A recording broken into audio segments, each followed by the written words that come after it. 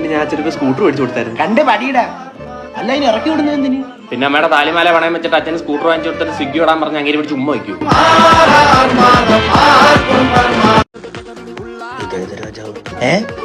ഈ രാജാവിനെ ദീപുട്ടി കാര്യം അത് ഇതിലിരുന്ന രാജാവിനെ അച്ചടിച്ച് വിറ്റാൻ എറിഞ്ഞു പൊട്ടിച്ചു. പിന്നീട് ഒരു ക്രിയേറ്റിവിറ്റി വെച്ച് ചെസ് ബോർഡിലിരുന്ന രാജാവിന് ഇതിലോട്ടൊരു ട്രാൻസ്ഫർ കൊടുത്തു. എങ്ങനെയുണ്ട് ക്രിയേറ്റിവിറ്റി?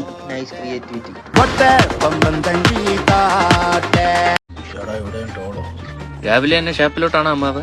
അല്ല, അമ്പലത്തിൽ ഒരു ഭജനയുണ്ട്.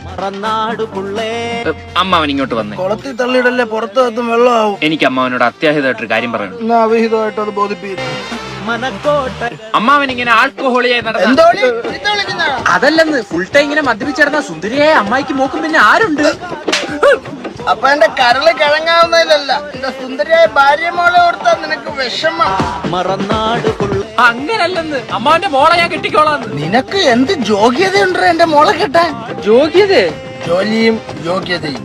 യോഗ്യത എന്നാ ജാറിങ്ങോട്ട്. നീ അതും എനിക്ക് തണ്ണി കുടിക്കാനല്ലേ?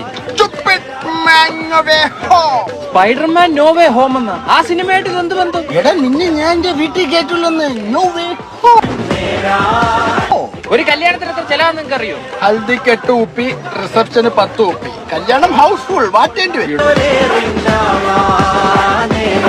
Technically speaking it's impossible. നമ്മൾ ഒരുമിച്ച് നടന്ന ഒരു കാലത്ത് രക്ഷപ്പെടൂല. എല്ലാവർക്കും അവനവന്റെ കാര്യം, എനിക്ക് മാത്രം എന്റെ കാര്യം. എടാ മറ്റന്നാ 8:30 ഫ്ലൈറ്റ്. പിന്നെ എന്റെ വീട്ടിൽ പാർക്ക് ചെയ്തിട്ടുണ്ട്. ഞാൻ നാളെ വീട്ടിൽ എത്തിച്ചേർത്തത്.